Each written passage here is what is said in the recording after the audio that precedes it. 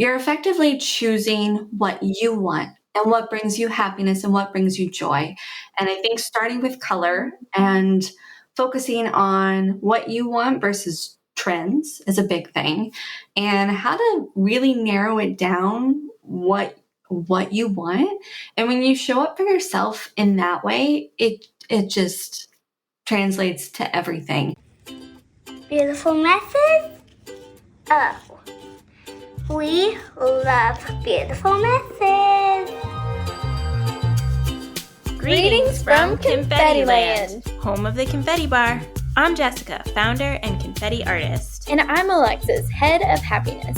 Join us here in this magical, colorful place where we have fun, feel feelings, and encourage you to embrace your unique version of happiness and all of its beautiful, messy pieces. We are so excited to have you join us.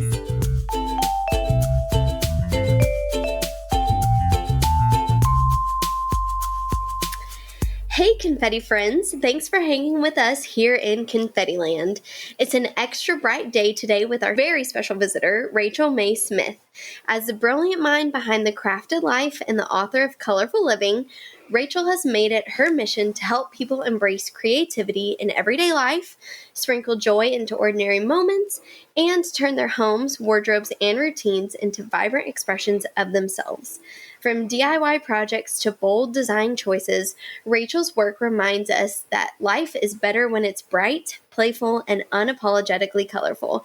Get ready to be inspired, go bold, and definitely see life through a rainbow-tinted lens. Welcome, Rachel. We're so happy to have you. Yay. Thanks for having me. That was so lovely. Thank you. Welcome. Sometimes I work from home. I'm like, oh, wait, I have done things. Listen, we're here to hype you. Yes. All right, before we get into all of the goodness, there are just a few things we usually like to start with all of our visitors. So just to kick things off, what does confetti mean to you? Confetti is always fun. It's joyous. It's good. It's that caution to the wind, and it's colorful. It's that little pop of joy. So, yeah, confetti is just happiness every time. Yeah, yes, we agree wholeheartedly. Yeah. Totally.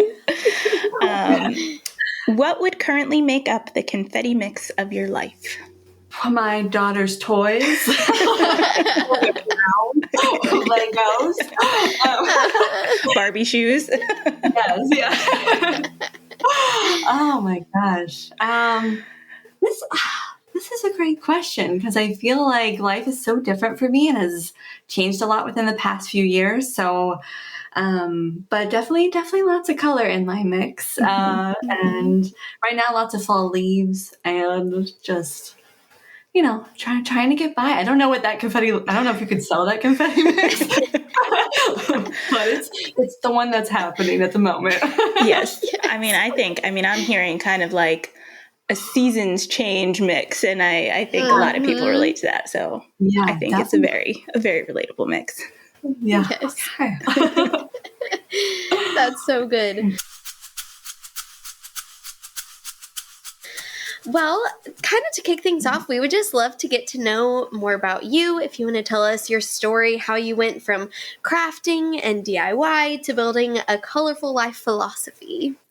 Yeah, so they coincide a little bit. So I have been creating content since 2011, and I first started as a blog where I did one new craft project a week because I had a full-time job and I needed to balance work. And I was like, I'm going to start crafting. I'm going to learn how to use a camera. I'm going to learn everything. I didn't know anything. And if you look at my early projects, I didn't know anything. That was fun. And the internet was just a very different place at the time where you could put crap up and people were like, that's amazing crap. And I got to a point where it was like a couple years in, I started really loving it, and wanted to just keep going with it. It was bringing me joy, and to a point where I was like, could this be a gig? People weren't really doing it full time at the moment. So it was interesting to navigate the landscape of like just emailing the brand and asking for money. And that just, it still feels weird to be like, give me money and I'll post a pretty picture. It's like, what is life? But it was like, I found myself kind of in a rut, truthfully, and I found myself in a bad relationship, and I was living somewhere that I didn't really love. And so I actually turned to color during that time. I had found a box of Pantone postcards at a gift shop, and I bought them, and I just like, it changed my life, which is like very weird to say that a pack of postcards did that. But I was like, what is chartreuse? Like, how have I forgotten that this was a color? Because it was just like, I was going about my everyday. Mm-hmm. Everything was what it was, but I was not being intentional with color, and I wasn't being intentional with my crafting with color. I was just like throwing whatever worked, because it was like, oh, I just need to do something once a week. And from that moment, I started just getting very intentional. And that was around 2014. That was when I took my blog full time, and slowly over years and years of learning what colors I liked, what worked, what didn't work, what I wanted my home to look like, what I wanted my life to look like. It just kept building and building until what it is today. Mm-hmm. So, yeah, sorry if I was rambling, but No. We want to hear all the things. That was fun to just hear kind of the beginnings of like, that was a really cool like creative outlet for you, and sharing your joy with other people was so joyful and fun. Yeah. And you mentioned the magical Pantone postcards. Yeah. So that begs the question, did you always love color, or was that kind of like your reconnection with color, or what's the story there? Yeah, I, growing up, always loved color. So my room in high school, my dad let me paint it. One wall was neon green, one was bright yellow, one was blue, and the other was orange. Not a combo. Incredible. Things everywhere, and like a Pat Benatar record on the wall. So it was fun. But I always loved color. And then I felt like there's that part of like being an adult and like just kind of getting a job and, just everything that comes with it. You sort of like ebb and flow, and you decide what to pay attention to and what, slips away. And I think that childhood magic of just having fun with color slipped away. And that's why it was like this like pack of colors. It's like, I have seen these colors before in life, but it's not like they were at the tip of my tongue. It's not like I was like, oh, you know what? I really want a chartreuse shirt. And I think that's more like common these days, but I do feel like, color, even like when the internet was like really big, it's like, how do you find these colors? And a lot of it is like, you have to like pause and reflect on the world around you. And so that's a lot of what I did with the postcards, because at the time, truthfully, I was on food stamps, and I was trying my best in a situation where like nothing was working. And so I was like, what do I do for free? What's a free activity that isn't going to make me sad? And I made these postcards all around my neighborhood, and I started finding color in places that I wouldn't have found it. There's an oil change shop that had like a bright yellow sign that I was like, that's actually my favorite shade of yellow, but I've always walked past it and been like, where am I? But just like finding and like reconnecting and like having a different perspective on what is around you at the moment, it really started to change my mindset in a more positive way. So I found that color was just this positive place that I could get to and sort of have that small appreciation. And that is what I have wanted to do for other people as well. And that is why I'm still writing and talking about color a decade later.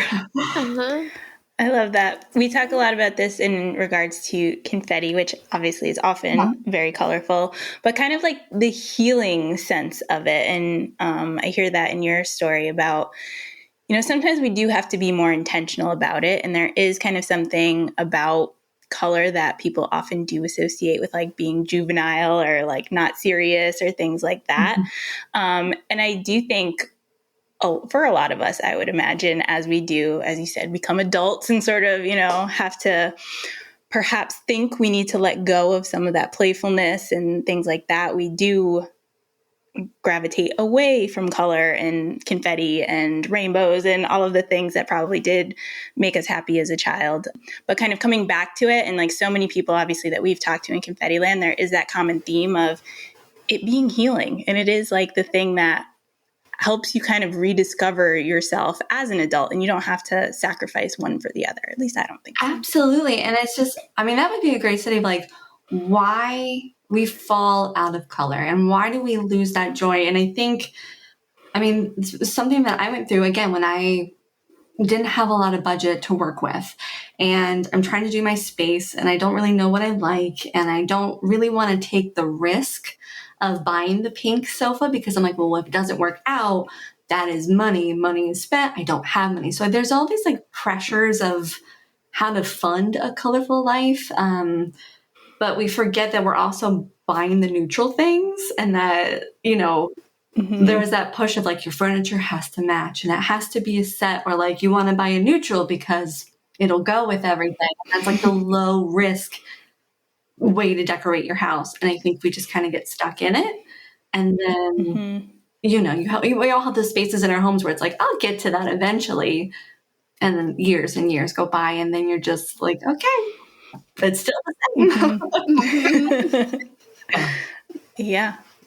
I think we'll say it here today, kind of if you live a low risk life, that's a less joyful life because you're probably intentionally not doing the things that make you happy for the sake of something you think you should do or something like that, which, as we all know, never really works out, even though we somehow always fall into that trap regardless. Backwards.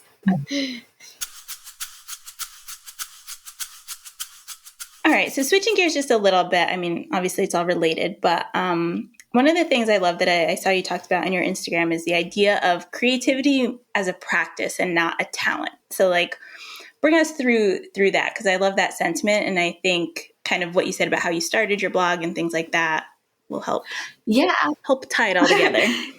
So like I said, when I first started, I had no idea what I was doing. I wasn't a crafter. I loved Martha, but like the last craft I did before I started my blog was making like sand art as a kid, or those like woven pot holders, which I made a ton of. But I stopped crafting. Again, it's one of those things that was like, okay, I don't have time for this. But starting off, again, I was doing things like spray painting old jars, but like not using a primer, not doing the craft correctly to make it lasts long, not giving what I was making longevity, not thinking of it long term. And it also ties in with my photography. So starting off, not even knowing about natural light, not knowing about software, having like a very cheap camera, and then slowly upgrading over time. And that just, it takes years of practice. It really does. And thankfully, the internet is full of information and you can learn a lot of things quickly. But I think fine-tuning your style and your voice and your brand and your vision and what you see evolves over time. And I found that mine even evolved like as I age. It looks very different than what it did a decade ago. I'm a very different person. I'm in a very different place. And practicing like weekly. I was doing my craft every week, and that is how I got better. Like I have gone back and revisited old projects and been like, why would I make it like that? That is insane. Because I have learned throughout years of trying that you shouldn't probably put that in the oven. You know, like I did learn on my second project. My second project was that I was like, I'm going to make pretzels. And then I used wax paper to bake them, which, note to everybody, will catch on fire. You will not eat those pretzels. So it's like a lot of trial by error. And I think that just helps you get better and better. But I think everybody is creative and everybody has it in them if you give yourself the time to do it. I don't think that I just think humans are inherently creative and wonderful, and sometimes it just takes time. Well, I think speaks to the messiness. We talk about that a lot here about, embracing beautiful messes and, the idea that it doesn't have to be perfect and it doesn't have to be great on the first try, and it can fall apart. It could catch on fire, whatever it is. But like, you have to find the beauty in that. And I think that it's the evolution of it. And as someone who also started a crafty blog back in the early days of the internet and did all of the different things before I finally settled on confetti and where I am today, it was very much the same thing of I'm just going to post stuff, like, and again, it was like the Wild West of the internet, like you just do whatever. And, you know, at that time it wasn't like, oh, like all these people are watching, or like it has to be perfectly curated or whatever it was. It was just like, Yeah. I did this thing. Let me take a terrible photo on this really old camera and put it online. Yes. I miss everyone's food. Shoes on a tile floor. I miss it. It's like, it's very different now. Very different now. It is. It is. All right. So in terms of your creative process now, after having had a lot of practice, and it is a continuing practice, I'm sure, but what do you think your creative process looks like today? Is it more beautiful? Is it more messy? Is it still a mix? And how do you kind of find that creativity? Yeah. Over and over. I will not turn this camera around. My office, and it is a disaster. I'm a highly organized person. I think it's a little messy. It looks very different these days because I am a mom. I have a kid now. She's 2, and I am home with her full time, and I am working full time. So I've been navigating that. It's been very difficult, and I think trying to, it's like put her down for a nap, and then I run and I work and I do everything that I can, and then the second she goes to bed, I work again. It sucks. I won't sugarcoat it. It is, there are tons of projects. I have projects in my brain all the time. It's just how my brain works, and I am struggling to find the time to do them. So in terms of like my practice, it's very different, and I have to sort of like learn to prioritize what's going to pay the bills and also what's going to like fuel me creatively. And finding that balance has been very, very hard and very interesting. Again, it's another thing. In a couple years, I'm sure I will learn all of these things and be better for it. But it's interesting to go from being able to wake up whenever I want and just like, I'm going to craft all day. This is nice to like, I know the office. So yes. Yes. I also, I have a daughter who just turned 5. And very similarly, those first few years were a bit rough. And I do also have another full-time job outside of the confetti bar. And so the balance of everything for me as well was very tough, and is still kind of tough to figure out. And that's kind of how Alexis came into my life as well, because I was like, I can't do it all anymore.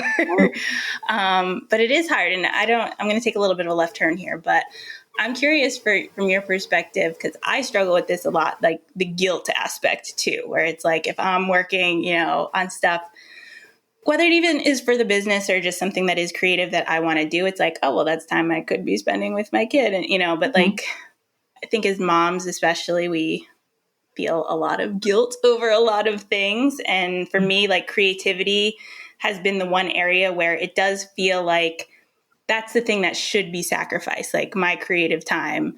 But then when I really sit and think about it logically, I'm like, well, no, that's very important for me to be like a better mother to her. So I'm just curious if you struggle with that a little bit as well. I'm happy to talk hours about my struggles. No, but it's true. It's been such a learning process of how to be a better mother, and like stepping away, even though I don't like it, makes me a better parent because I am around her all the time. I truthfully have a lot of guilt. My guilt right now is like, I mean, you hate to say it, but this is life, right? It's like I get upset sometimes if like things don't go to schedule. So like if she skips a nap and then I don't go to work that day, and it throws me off because it's like, well, how do I make money to pay the bills? Because this did not go this didn't go a certain way. And like having that anger and like kind of just like you kind of like grieve a life that you had and like the freedom that you have, and also the brain that you had, because my brain, I mean, it's like, it's very different. And you're so right. And like that, you taking time for yourself, no matter how you want to spend it, but like whatever is going to fuel you and like fill your cup and make you feel joyful is worth stepping away from, even though you're going to feel guilty. Like, well, I feel guilty putting that on someone else to be with her, even though it's like right now my husband has her. I'm like, oh, like I feel guilty, and I'm like, it's his kid too. I feel guilty. I feel like they love you. Yeah, there's just guilt. I feel like it's just nonstop guilt all the time. Just love. Y'all are both doing great. I just need to insert that. Y'all are doing great, moms. Thank you, Alexis. we are cheering up listeners around the clock today. Listen, it's so real. I think It's the people can relate. It's the messiness of motherhood. Yeah. It's beautiful, but it's messy. And it's not really talked about in a way where, it's true, because I do think you give up part of your joy. You get joy and you give up joy, and it's very different, and kind of finding, again, you're just adapting and learning as you work and navigate through it, and children change overnight. And then you wake up and you go, I have a different kid. This is new. What's happening? Well, like the cast list grows a mile long. Yep. I talk about my daughter here a lot because I do see her as, she's actually the one who reminds me more to kind of embrace the messes. And I do, as much as it was kind of difficult in the beginning to find that balance and to find, okay, who am I now as a mother and this, creative person I used to be and all those things. But I have found, like, as she gets older, she's actually the one who does help keep me kind of anchored to that, because she'll be the one like, oh, like, let me paint, let me play with glitter, like, let me do all these things. And my initial reaction often is like, ugh, I'm the one who has to like clean it up and it's going to get everywhere. But then I'm like, wait, let's go make a mess together and let's be creative. And I feel like it's been more recent that it's like coming around now, the other side. So if there is some hope that I can provide to you, it does circle back around soon, but it's hard for sure. Okay, I know we took a left turn into motherhood, which I love and is important. Let's talk a little bit about your book. So we have Colorful Living. I've got my copy right here. Gorgeous. This is your, we all got him. What was the process of writing this book like? And I believe it's your second book, but I'm just curious, like the creative process of that. Yeah, so it's my second book, which I learned a lot from writing my first book. My first book was all DIY based and had a much tighter turnaround. So trying to get hyper organized, because I did all the photography and the writing and styling for both books, to where it was just a lot to take on, but it also helped me organize like every little detail, which I like that as my personality type. But the creative process was basically like, when you approach a publisher for a book, you have a proposal. So you kind of lay out what you want to write about, what chapters might look like. You kind of give a sample chapter. So you already have it kind of sketched in your mind as you approach a publisher.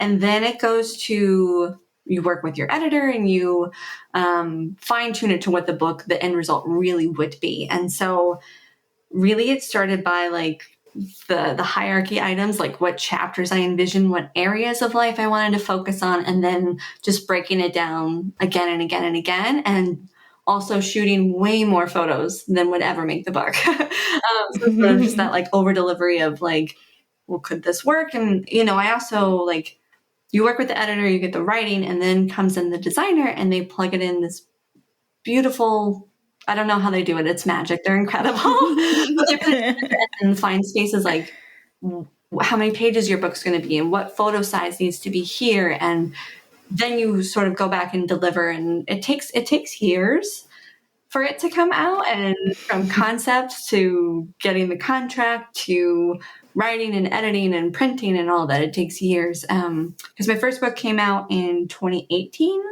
and this book came out last fall. So just a little time in between. But for me, I was also pregnant at the time. And I was like, I am getting this done before this. Thank goodness. I did do the cover and some other photos after, but for the most part, it was just like I gave myself a deadline in more ways than one. Because I was due like June 26th, and she was due 2 weeks later. So I made it happen. You were like, that's my deadline. That's incredible. Yes. That is awesome. Well, it is truly such a stunning book. And I would love to just talk a little bit more about like colorful living in general. So like, what does living a colorful life mean to you in everyday terms? Like, can living colorfully extend beyond aesthetics into relationships, career, wellness, other areas of life? Absolutely. I think colorful living is, on the surface, color in your home wardrobe life. But then that translates because you're effectively choosing what you want and what brings you happiness and what brings you joy. And I think starting with color and focusing on what you want versus trends is a big thing, and how to really narrow it down what you want. And when you show up for yourself in that way, it just translates to everything, because you're going to find out if the relationships that you have are serving you. Is it what you want, or is it convenience? Like, is that beige wall what you want, or is it convenience? And if it is the beige wall you want, go for it. It's not necessarily you need a rainbow life in order to be joyful, but you need to be choosing what is making you happy. And are the colors you're picking safe? Are they comfortable? Or are they connecting with that part of you that like makes you so excited? Or do you have that feeling of like, I wish I could do that? Because if you live in the space of like, well, I wish I could do that with color, you're going to probably have that with jobs, with where you live, with anything. Oh, I wish I could learn to cook, but I can't. So I just eat whatever I eat all the time. I think we get stuck in that. So finding how to live colorfully, it opens up everything because you are more connected with yourself. Mm-hmm. I love that. I feel like something Jessica and I have been talking about more recently is like dopamine, like decor and wardrobes and all those kinds of things, and really just like finding the things that like make us happy. I feel like I saw something on Instagram recently that it was a girl who was talking about I used to look at people who, like adults who have like adult money and can do whatever they want with their homes, and then their homes all look the same. And she was like, I'm fighting against that. And like hers is like very playful, very colorful. There's disco ball lights and like all this fun stuff. And so I do just think that it's cool to like incorporate the things that like make us happy in this. And so I would love to know, like, what role do you think that joy has in living a vibrant life, and how do we make that come out in all of these other areas? Yeah, I think joy shows up differently for different people. I think it shows up differently in different seasons, and I think it is also a practice. It is something you have to intentionally try for, especially now more than other times. I think you have to really be intentional and, again, find that connection when it's making you happy. And it's also about what is going to make others happy. It's kind of like it's community based, because if I'm like, I'm loving my happiness, this is great, and my husband's miserable, it's not going to work. My joy will not sustain if I don't really care if he's happy or not, or if like, I think it translates within your community. And if people around you are not having a great time, then how do you use your joy to lift them up and help them at that time too? So, it can be pain. It could be bringing someone a meal. It could be anything.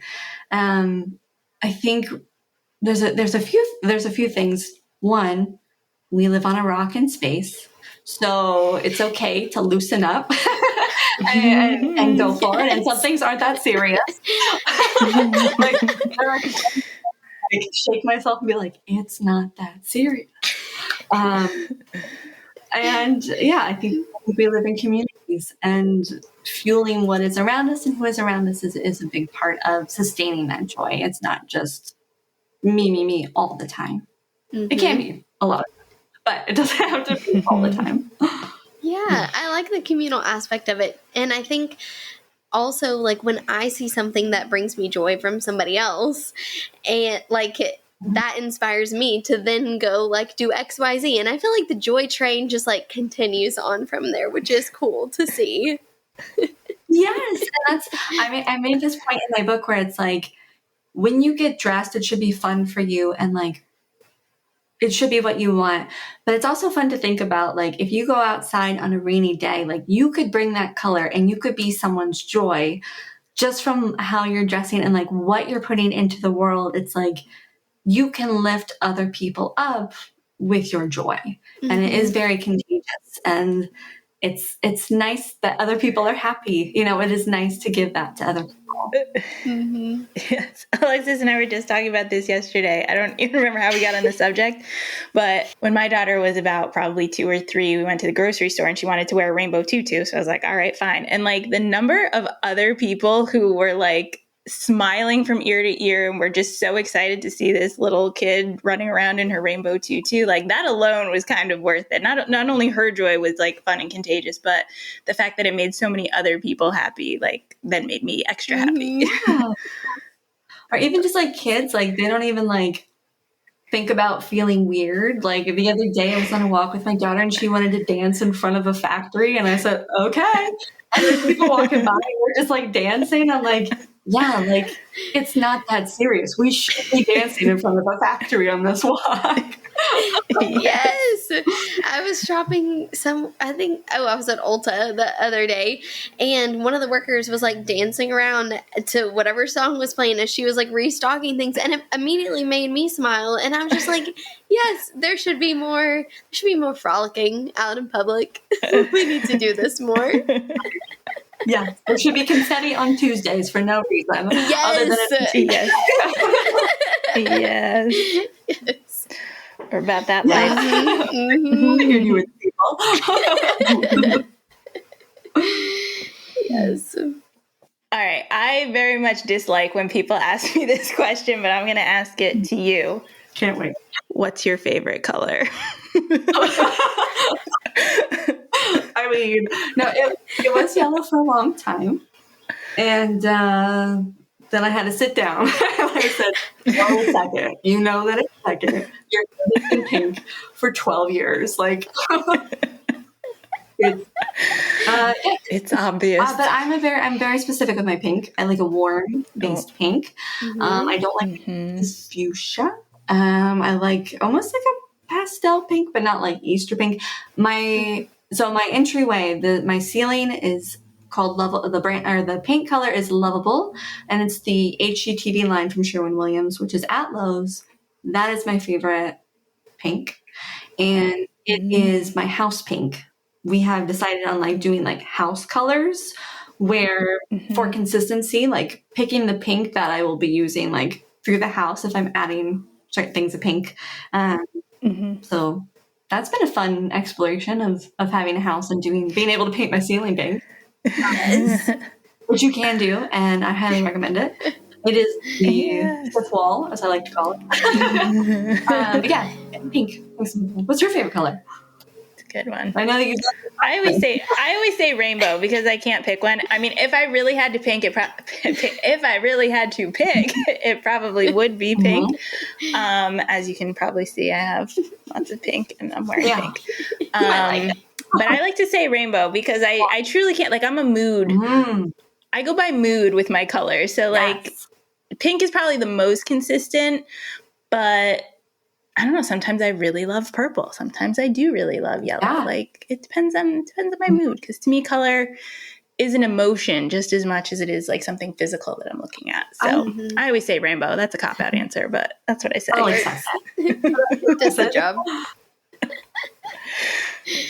I love that. I know what Alexis' favorite color. Oh. Well, I don't know. Actually, Sorry, I don't know if you. I'm sorry. Oh no. I mean, I think it's a tie. I don't know if it's yellow and pink, but I don't know. I'm gonna go with yellow, but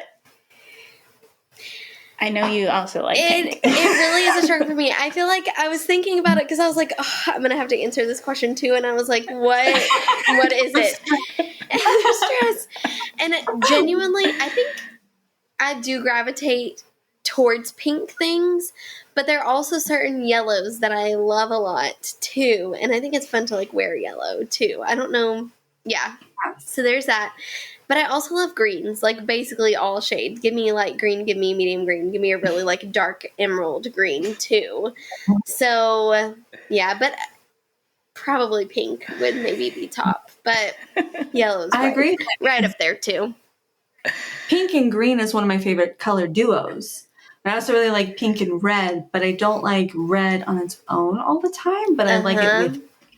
So it also depends on like the application of the color and what context. Yeah. It's not a simple question when you really get into it. It really isn't. And it's like, yeah, in different contexts too. Do I like certain colors and things? But yeah, that's fun. Yeah. Do you like pink in December or do you like pink in May more? I think seasonally it changes. It just changes, and that's fun. It's fun. Yes. It's not that serious. Yes. That should be the tagline of my book. Yes. That'll be book 3. Yes. That's so good. Do you feel like, having been in a colorful space for a number of years now, do you think that there are certain fears or hesitations that people have that seem to be common when it comes to color? Yeah, I think the main question I get is, for me, is people want me to pick up the colors for their home. I can do that for you. Happy to do it for you. I'm coming over. But I think there's this fear of like, you could get it wrong. And color is so uniquely personal. I think one exercise I like to do is, think of the color blue, right? And then to have me be like, oh, I'm going to guess it. Is it sky blue? Is it navy blue? Whatever. We all think of different shades of blue, and we're never going to think the same blue, like the exact shade. Which is one of those things of like, color is so subjective. So if I come in your house and I say, you should do purple in this room, and you're like, oh, like, people are so afraid to get it wrong that they would rather take my opinion because I like color than to sit down and figure out what purple that they like.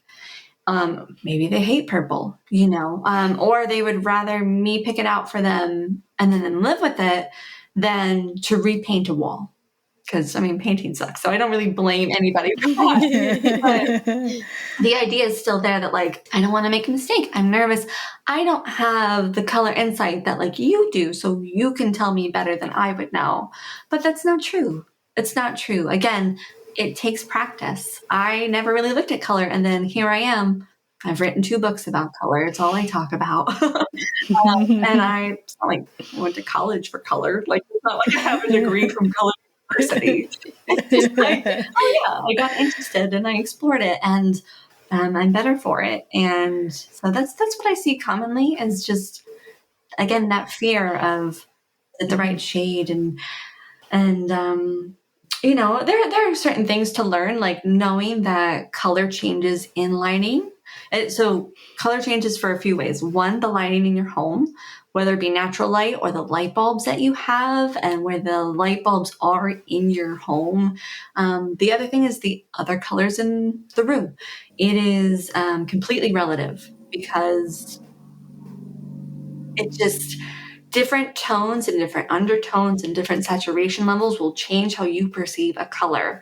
So there is a lot of complexity with it. So I understand why you would be overwhelmed with it. And sometimes you just have to go for it and change things and chip away until it's what you want.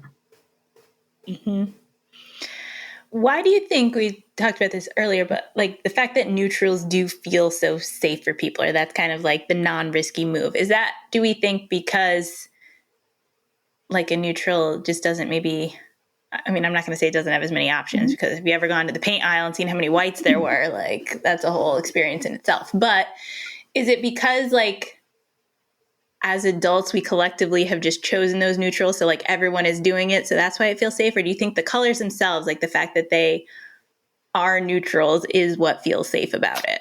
Or have we just told that story to ourselves? I think it's capitalism, baby.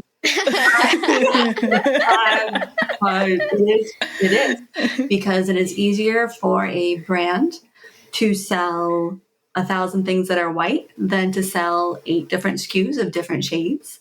I think what it comes down to is capitalism, and it is unfortunate.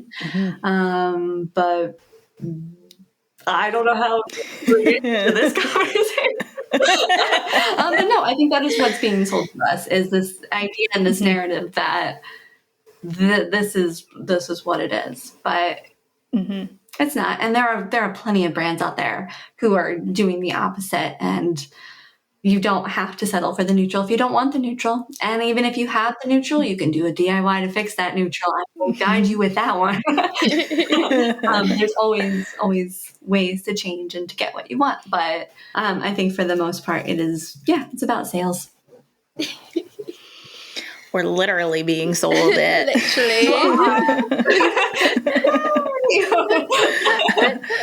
Okay. All right. Then tell us maybe then, what are some of your favorite colorful brands? It could be craft supplies. It could be clothing. Like, just what are some of your go-tos who do bring the color?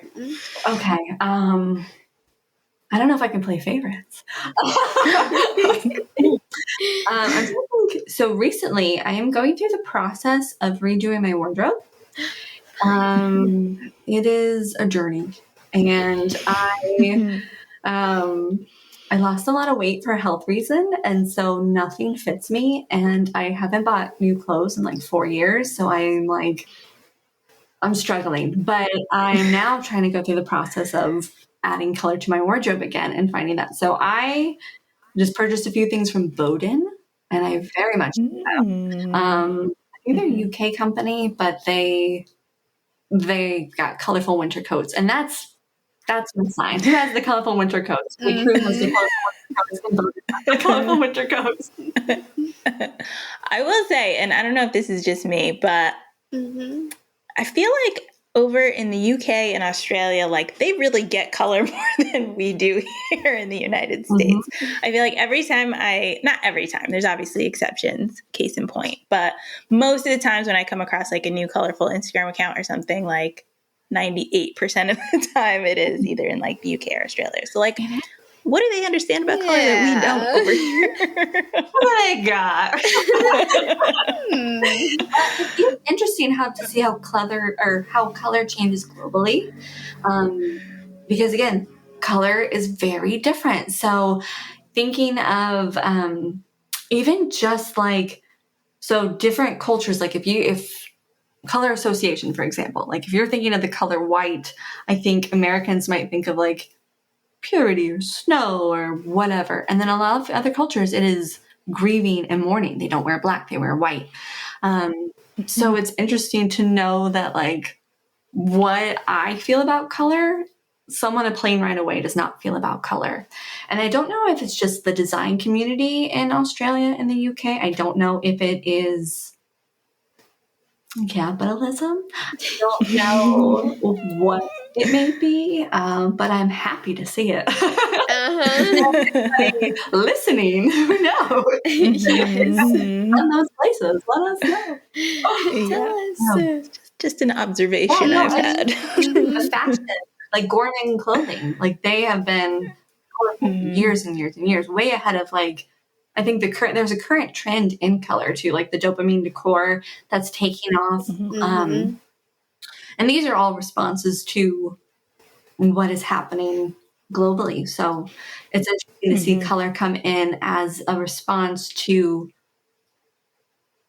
what is happening. Yeah. Again, I think it's that healing thing most of us didn't know we needed. Absolutely. Or finding out, when you see other people living colorfully, you're like, I can do this. Like you almost give yourself permission to be like, oh, and it's also part of it is like seeing the visual. It's like, if you haven't seen a pink couch in a house before, you wouldn't really know that it looks great. And like, it's like some people are visual learners and that can just be part of it too. So true. Listen, I'm here for it though. I hope more and more people embrace it and share it and it becomes more of a thing. And again, it's not even to me just about like that it has to be colorful, but it is more about people like expressing their individuality and that it's not every house looks the same and everyone has the same couch and everyone has this and that. Like that's what I want to see. And I think this is becoming a theme this season as well, Alexis, about like just embracing like our unique personalities, the things that make us human, especially in a time when everything be crazy and AI and all this kind of stuff is happening. And it's like, who are we as humans at the end of the day? And I think such a big part of that is like expressing our individuality and making sure that in every area of our life, like we're who we want to be and we're not just doing everything because everybody else is doing it, because that is boring. Boring. Like, where's the funky? Where's the weird? Where's the like, where the hell is that from? That's cool as hell. Like, I swear on here. Sure can. But that's the other part too, is like bringing that personality into your home. And before, so I live in Michigan now, but I used to live in Brooklyn, and we lived in a brownstone with like this woman who was 85, and she was our landlord, and she lived in the floor. She owned the house. We lived in the floor, and she owned the house.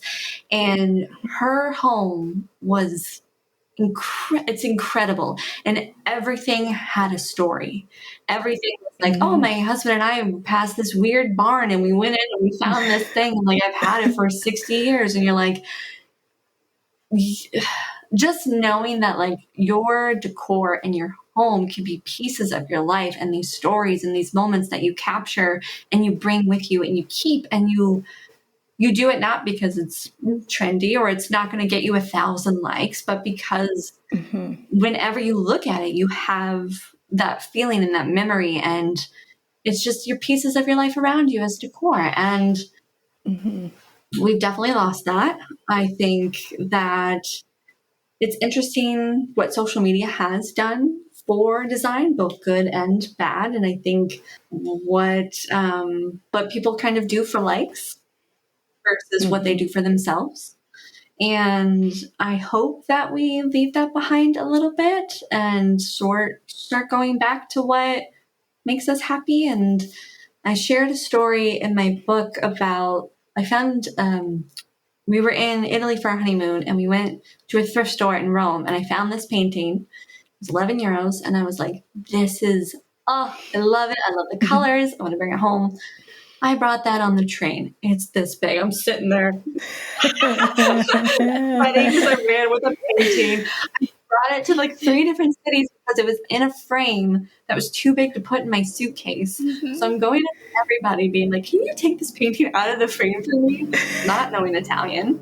And finally, somebody at the hotel, their mother was a professional framer and she knew how to do it.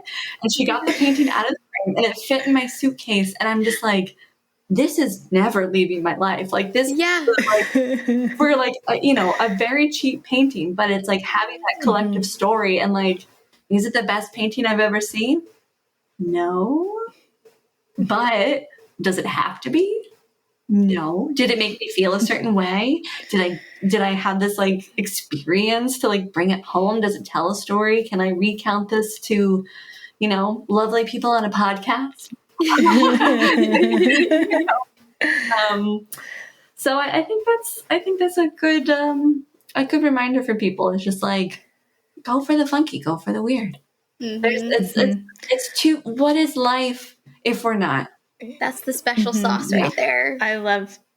Yes. And I love the concept of like, your home being like a personal museum to you. And like anyone who comes in, like there's all these stories and different things that mean something, and it's not just, oh, I bought this because I had to kind of thing. And that's what I aspire to, is like, I want that feeling of like everything in my home kind of has a reason and a meaning, and there's something behind it that it's like intentional why it's there. It's not just serving a practical purpose. Yeah, and there's this push, I think, too, where it's like you have to have your home decorated and done, and like, let's do makeovers and makeovers and makeovers and makeovers, and like, oh, I just did a makeover, I'm going to make over the same space again, and like buying and buying and buying and consuming and redoing things that are perfectly functional and throwing them out hurts a little bit. But knowing that you can slow decorate, you can take your time, you should take your time, you should be intentional. And once you are, I think you will live at that space much longer rather than like going out and chilling it because you think you have to. Like if I went out and was like, there's no art on my walls, I need to go out, I'm going to Home Goods, I'm going to buy a bunch of art and put it up, and then I will feel good because my house will be decorated. And then in 3 months when I go, do I like that art? I don't know, because there's something different about seeing something at Home Goods that you're like, I love this, versus the expectation of, well, there's nothing on my walls, I have to get it done. I'll be honest with you, I don't have art up in my home just yet. I have a couple pieces, but for the most part, I'm like, not yet. Like I'm being very picky about it, and I don't share it on social media because it's like, I don't want to redecorate the same space 4 times. I would rather just kind of like slowly build it. I'm fine with it. I'm fine with it. I love that concept of slow decorating. We talked, one of kind of the themes of our season is kind of this concept of like kind of wild joy versus quiet joy, and kind of having each one has its time and its place. And I think slow decorating feels very much like quiet joy. Like it doesn't need a big fanfare, like this room is done and has everything it needs. It's just as it happens. And I love that. It feels very, very calming. Yeah, I will make the disclaimer though. There's a difference between slow decorating and being paralyzed by choice. So it's like, I'm decorating this room and this is what I want. You have a vision and you're doing it slowly. Great. If you're like, well, I'm afraid of color, so I'm not touching it, that's a different story. That's a story my book can help you with. Yes. Check it out. Have you heard of it? So good. If you would so indulge us, we have come to our last little segment here that is one of our favorites in Confetti Land. That's called our Super Silly segment, where we're just going to ask you a few pretty random questions. And the idea is you just kind of give us your unfiltered thoughts. There's no right or wrong answer. Usually sparks a fun debate or conversation, but it's just because it's not that serious. Yes. The whole time. So let's keep it rolling. Yes. All right. First up, are escalators just lazy stairs? No. I'm not taking the stairs. They're quicker stairs. They're a little scary, but efficient. They're stairs on caffeine. They had their coffee this morning. Yeah. I'll go downstairs, but I won't go up the escalator. Fair enough. Fair enough. Based on the New York City subway, I would love an escalator.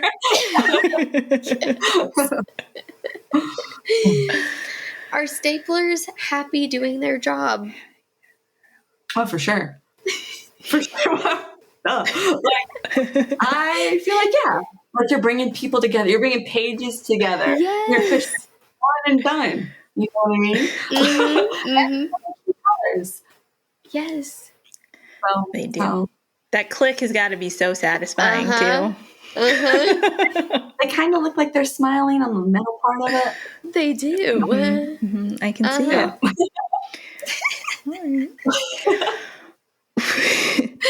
Would you rather always skip or always hop? Skip. I don't have the knees for hopping. Yeah, that feels pretty intense. I'm much faster at skipping. Yeah. Yeah. Yeah. I'd have to agree. My daughter wanted to do a little like obstacle course race, and one of them was hopping. I was like, this is not for me. There's something about it that it's hard on the lower half. Yes.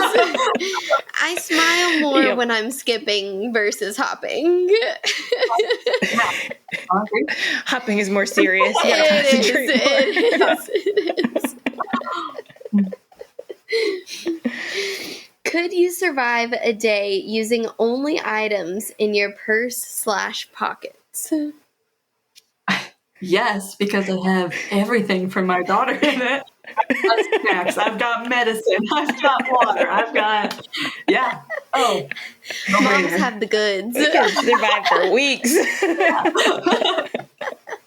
It's a very different situation. Why is it called a hamburger when it's made of beef and not ham? This is a philosophical question. I thought these were silly.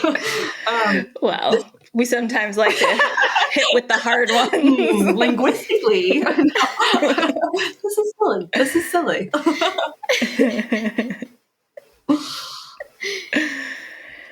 Who knows how words are made? I got nothing. I got nothing for this one. Yeah.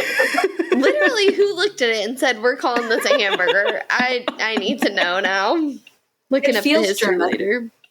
It feels German. I'm sure there's some legitimate reason. Okay, that's my home. I'm going to make a note. I'm going to look up the origins of the word hamburger. Yeah, we got to look into this.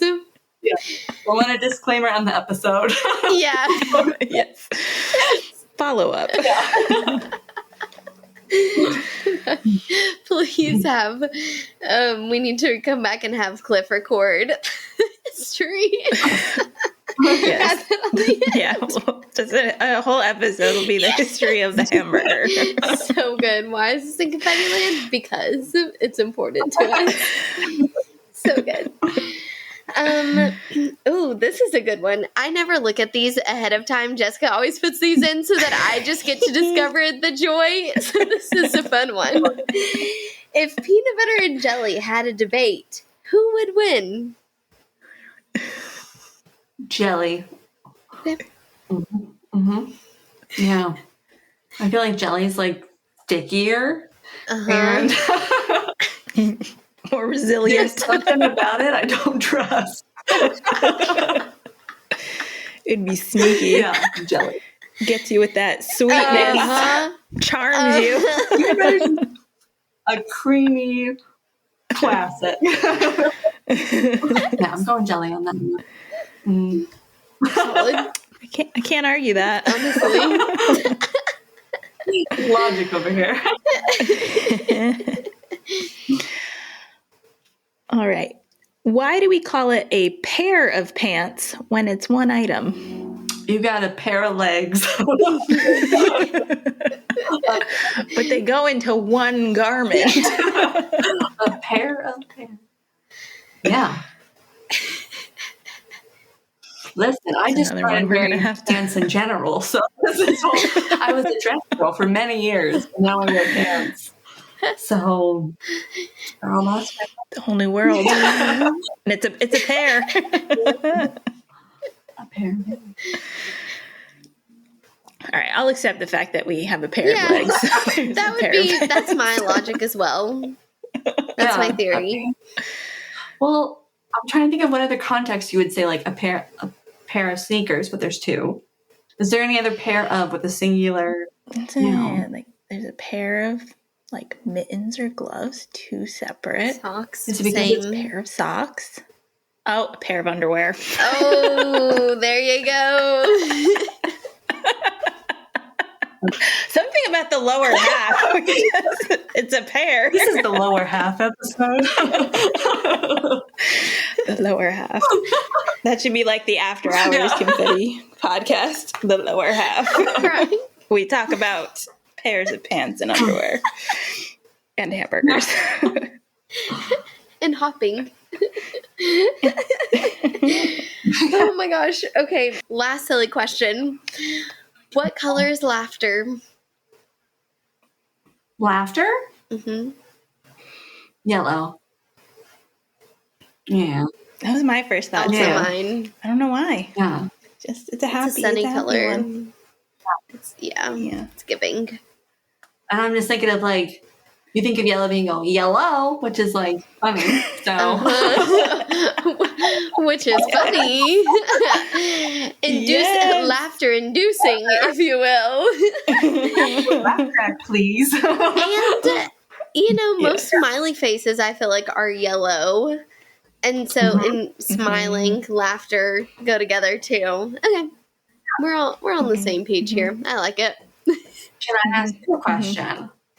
Yes. Of course. What color is science to you? Science? Purple. Mm-hmm. Green. Purple.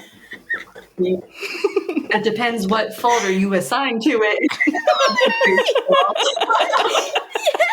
Yes. Okay, am I the only one who didn't have color folders? My daughter has them. I did not grow up with color subject folders. Oh, What world am I living in? Blue for math, red for reading. We didn't have that. That's what I was just I don't know. Connecticut, what's happening? Well, you got to pick your own. It was like, or at least I think you did, but it was like kind of strange that a lot of kids, regardless of where they grew up, associate certain colors with certain subjects. Uh-huh. Interesting. Yeah. Yeah. My daughter has like certain color, like the green folder is the home folder, and I don't know. Interesting. Now I'm trying to think. I feel like when I was younger, like they were assigned to us. Like we had to have certain color folders for certain subjects. But like when I was in college writing in my planner, and I assigned colors to each subject so that I could like write assignments in there. And so I was like, what color do I think that this is? I don't know. It's funny to think about. Yeah. What color is science to Color you? association. Green. Okay. Yeah. Same. Yeah. I think so. I do touch upon this in my book though, because it is color association, and when you tap into it, you can organize your life better. And I do think having these like color links to, like, who thinks that science has a color to it, but it does. Mm-hmm. I mean, I guess it might not for Jessica. It's just different. I literally just like, I'm like, okay, science. When I think of the word science, what color pops into my mind? And it's purple. I don't know. that for you. But I also didn't have color folders, so I'm apparently missing out. Connecticut is not a very colorful state. Come on, Connecticut. Gotta get it together. Well, now they are, because like I said, now my daughter has it, but I missed out. I missed the train. You're gonna go out and get yourself some folders after this. I'm gonna organize my whole life in colors. Yes. But science will be purple. Good. Sorry to say. You're right. Happy for you for that. Thank you.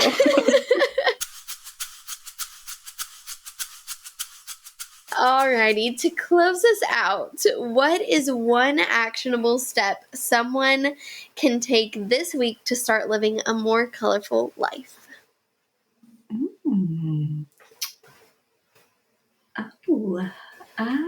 This is a great question, actually. I've not really thought about this. Ooh, yay. Making you think.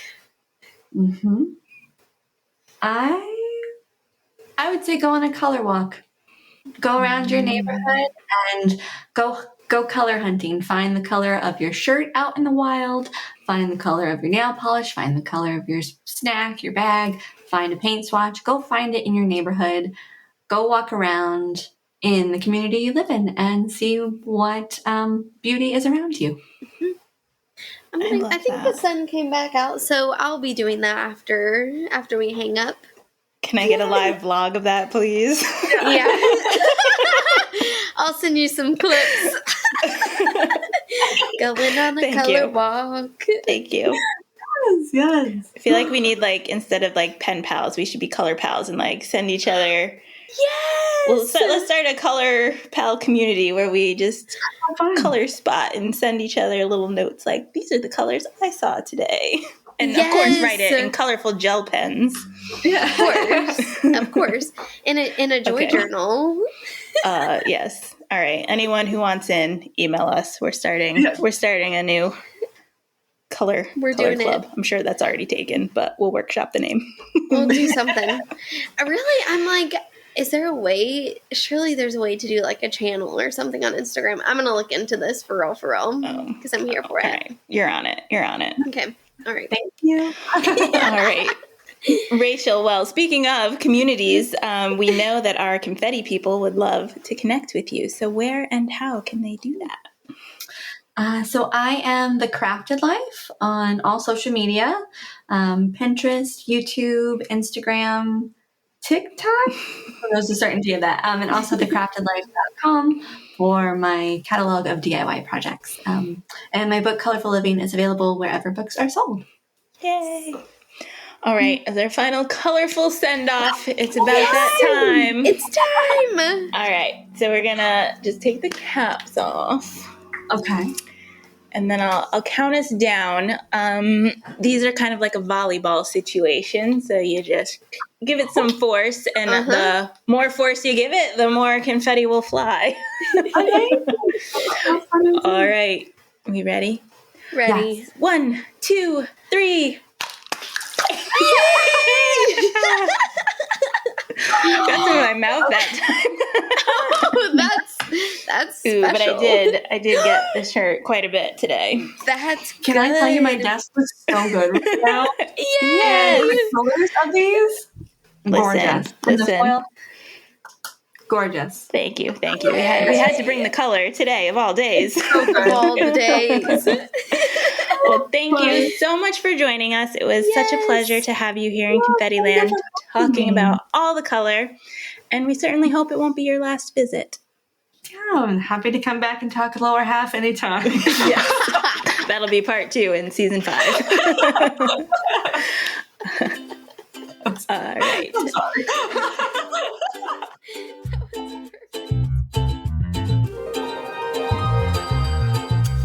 For more fun, join us on the socials at the Confetti Bar.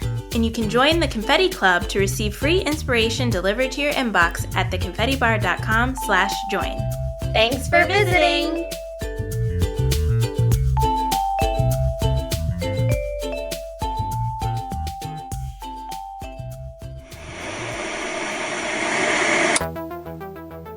Tonight on Confet TV,